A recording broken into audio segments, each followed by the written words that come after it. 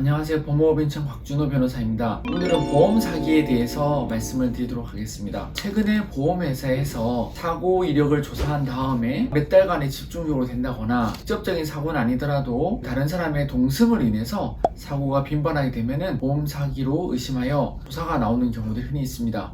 처음에는 조사로 끝날 것 같지만 그 혐의가 있다고 된다면 형사 고소로 이어지기도 하죠. 고소 또는 고발을 하여 형사처벌을 받게끔 하는데요. 대응 방안에 대해서 말씀드리도록 하겠습니다. 일단 보험회사에서는 처음에 보험사고가 조금 애매할 경우에 있어서는 이것이 보험 사기다 아니다 단정 짓기 전에 먼저 연락을 해서 보험 청구를 처리하면은 본인들도 형사 고발이나 고소로 이어지지 않도록 하겠다는 이야기를 먼저 하기도 합니다. 그 연락을 받는 사람 입장에 있어서는 굉장히 내가 설사 좀 이렇게 자신이 있다 하더라도 형사 고소 고발로 이어진다는 것 자체가 엄청난 스트레스이기 때문에 그렇게까지 하는 것보다는 청구하는 것을 처리하겠다는 것으로 타협을 하기도 합니다. 하지만 그 순간에 그것을 타협한다고 해서 끝이 되는 것이 아니라 이력이 남기 때문에 다음번에 또 다른 보험사고가 생겼을 때 정말 곤란하게 됩니다. 따라서 아닌 것은 아니라고 밝혀야 되는데요. 이런 부분에 대해서 저희가 적극적인 도움을 드릴 수가 있습니다. 최근에 6건의 보험 사기로 의심을 받아서 조사가 나온 사례를 전부 무혐의 내지 기소유예 처분으로 처리해드렸습니다. 처음에는 6건이나 됐기 때문에 형사 절차로 이어질 것으로 걱정되었고 그 불안감은 두말할 나위가 없었겠죠. 하지만 저희가 차분하게 조사를 하여 그 대응을 하여 결과적으로 6건 모두에 대해서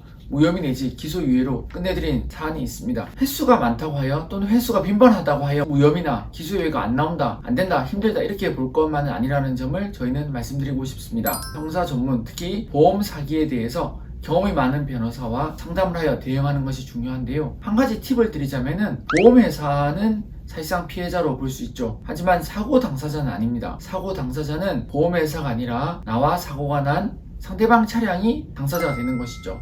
이러한 점을 잘 활용하여 각각의 구체적인 사안에 대해서 대응을 한다면 좋은 결과를 얻으실 수가 있는 것입니다. 즉 사고가 빈번했다고 하여 억울하게 보험 청구를 포기하게 된다거나 또는 형사처벌의 위험에 처하게 되는 것을 피하실 수가 있는 것입니다. 앞서 말씀드린 6건의 사안에 대해서 말씀드리자면 그분은 운전자로 사고가 나기도 하였고 동승자로 사고가 나기도 하였습니다. 보통 보험 사고가 나게 되면 운전자와 동승자 그리고 상대방 차량과의 관계를 이렇게 조사를 하여서 만약에 전후에 연락이 있다거나 또는 아는 사람이라거나 친구라거나 하는 경우에 있어서는 상당히 위험하게 될 수가 있죠. 위험하다는 것이 형사절차로 진행될 위험을 말씀드리는 것입니다. 또한 동승자가 많이 있으면 많이 있을수록 위험도가 높아지는 것도 맞습니다. 하지만 저희는 그 6건에 대해서 각각 사고가 빈번하게 있었던 지역인지 또는 상대방 차량이 어떻게 접근을 했는지 또는 우리 차량이 어떻게 사고가 나게 되었는지를 하나하나 분석을 하였습니다. 다만 여기서 한 가지 주의할 점은 상대방 과실이 100%를 하여 보험 사기가 안 된다 이것은 절대 아닌 것입니다. 오히려 대부분의 보험 사기로 이어지는 사고들은 상대방 차량의 과실이 100%인 경우가 더 많습니다. 상대방 차량이 일종의 불법적인 행동을 했을 때 그것을 이용하는 경우가 많기 때문에 과실이 상대방의 100%가 잡히는 경우가 많은 것이죠. 그래서 상대방 과실이 100%로 잡히는 사고가 이미 다 종결이 됐다 하더라도 또 다른 사고가 발생했을 때 그 예전의 사고까지도 보험 사기로 의심받는 경우들이 종종 있습니다. 하지만 앞서 말씀드린 것처럼 당황하지 마시고 전문가와 같이 대응을 하셔야 됩니다. 왜냐면은 그 사고를 그렇게 그냥 보험 처리한다거나 또 당장에 넘어간다고 하더라도 정말 나중에 보험 사고가 발생했을 때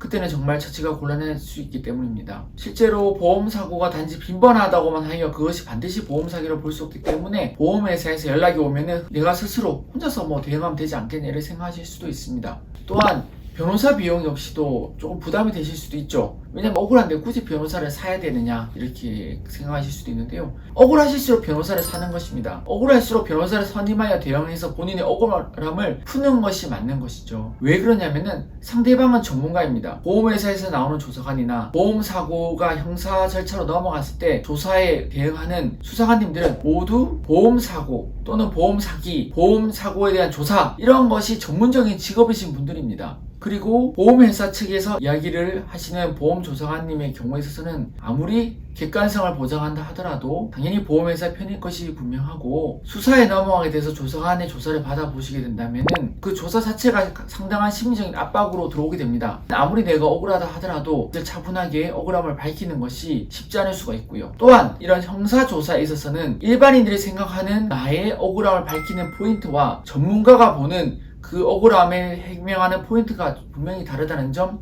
말씀드립니다. 내가 스스로 억울하다 하여 말을 많이 했을 때 그것이 오히려 상대방 입장에서 봤을 때는 의심을 줄 수 있는, 오히려 그런 것이 빌미가 될 수도 있다는 점 말씀드립니다. 따라서 이러한 위험에 처했을 경우 이런 조사에 대해서, 대응 방법에 대해서 잘 아는 전문가와 함께 상대방, 즉 보험회사의 조사원이나 수사관님과 대응하는 것이 필요한 것입니다. 상대방들은 이 분야에 대해서 전문가이기 때문에 일반인 입장에서도 당연히 전문가와 함께 그 전문가에 대해서 대응을 하는 것이 필요한 것입니다. 저희 사무실은 보험 사기에 대해서 앞서 말씀드린 6건 사례 외에도 다양한 무혐의, 불기소, 그리고 기소유예 사례들이 있습니다. 재판 넘어가서도 이 보험 사고에 대해서 처리된 사례들이 많이 있고요. 오시면 성공 사례를 보여드리면서 하나하나 잘 논의드릴 수 있습니다.